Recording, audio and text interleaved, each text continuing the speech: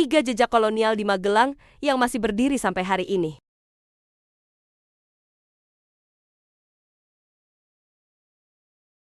Magelang, kota kecil yang tenang di Jawa Tengah ini, sering dibilang adem, damai, dan cocok buat healing. Tapi, pernah nggak sih kamu ngebayangin di balik tenangnya udara dan aliran sungai, ada sejarah yang keras, pahit, bahkan berdarah? Kali ini, kita bakal jalan-jalan ke 3 tempat peninggalan kolonial Belanda di Magelang, Talang Londo, Masjid Agung Kauman, dan Karesidenan Kedu. Tapi kita nggak cuma lihat bangunannya, kita akan bongkar cerita dan konflik yang tersembunyi di balik tembok-tembok tua itu. Pertama, Talang Londo, air, tenaga rakyat, dan hasil panen untuk Belanda. Coba kamu bayangin, saluran air tua yang panjang melintang di atas lembah, berdiri dari bata-bata merah yang direkatin semen zaman dulu. Itulah Talang Londo.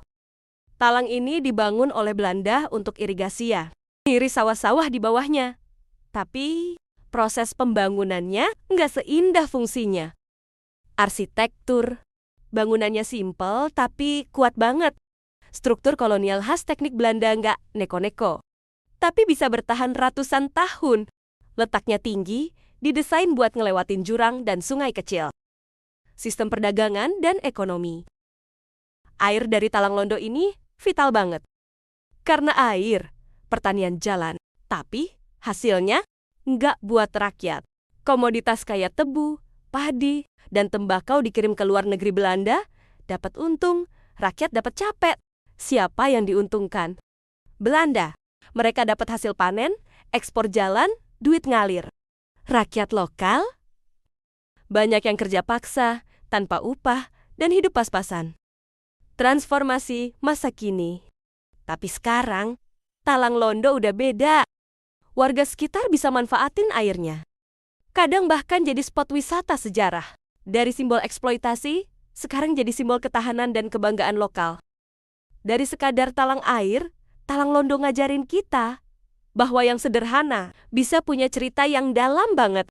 Kedua, Masjid Agung Kauman, doa, identitas, dan perlawanan sunyi. Di tengah kota Magelang yang ramai, berdiri sebuah bangunan yang nggak kelihatan menyeramkan, nggak seperti benteng atau gedung residen. Tapi justru dari sanalah, kekuatan rakyat dilahirkan secara diam-diam. Namanya Masjid Agung Kauman. Arsitektur. Masjid ini bergaya khas Jawa, atap tumpang 3, tiang kayu jati, dan tanpa menara tinggi. Nggak ada simbol dominasi, tapi justru karena itu, tempat ini jadi pusat spiritual yang sangat kuat. Arsitekturnya bukan buat pamer kekuasaan, tapi buat merangkul umat, infrastruktur, dan fungsi sosial. Masjid ini lebih dari sekadar tempat ibadah. Dulu, ini adalah pusat komunitas, tempat orang-orang belajar mengaji, berdiskusi soal agama, bahkan menyusun perlawanan lewat ceramah dan pengajian. Semangat anti-kolonial disebarkan dengan cara halus, interaksi sosial, dan politik. Kolonial Belanda waktu itu tahu betul potensi masjid kayak gini. Makanya,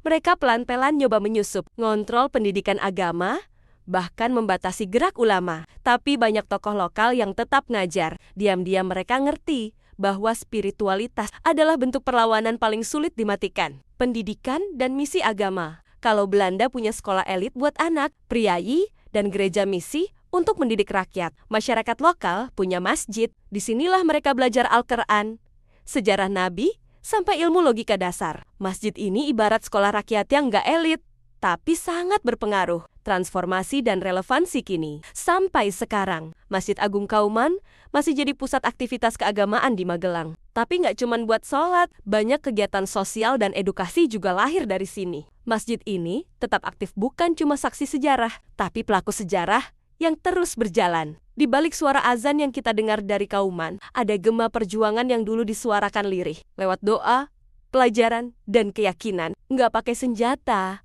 tapi dampaknya kerasa sampai sekarang. Ketiga, Karesidenan Kedu, megahnya kekuasaan, halusnya penjajahan. Dan inilah highlight kita, Karesidenan Kedu, gedung ini. Dari luar, kelihatan indah banget, tapi di balik kemegahannya, tersembunyi sistem penjajahan yang halus tapi tajam. Arsitektur. Desainnya sangat Eropa, tiang-tiang tinggi, jendela besar, langit-langit tinggi, dan taman depan yang rapi. Dibangun buat nunjukin superioritas Belanda atas lokal, fungsi dan infrastruktur. Ini adalah pusat pemerintahan kolonial Belanda untuk wilayah Kedu.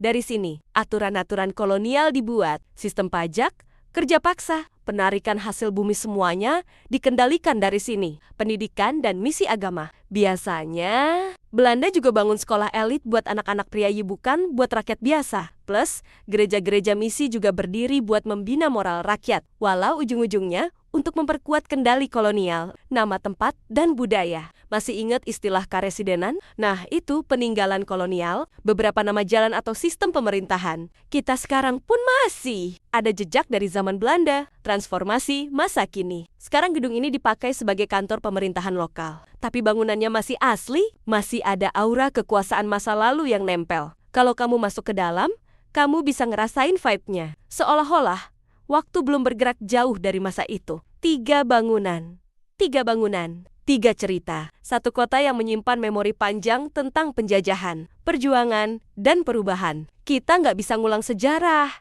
tapi kita bisa belajar darinya. Karena bangunan itu bukan cuma benda mati, mereka adalah saksi, pengingat, dan suara yang terus berbicara. Kalau kita mau mendengarkan, sekian dulu cerita kita kali ini. Kalau kamu suka sejarah lokal yang punya vibe kayak gini, klik like, share, dan subscribe. Dan ingat, sejarah itu bukan buat ditakuti.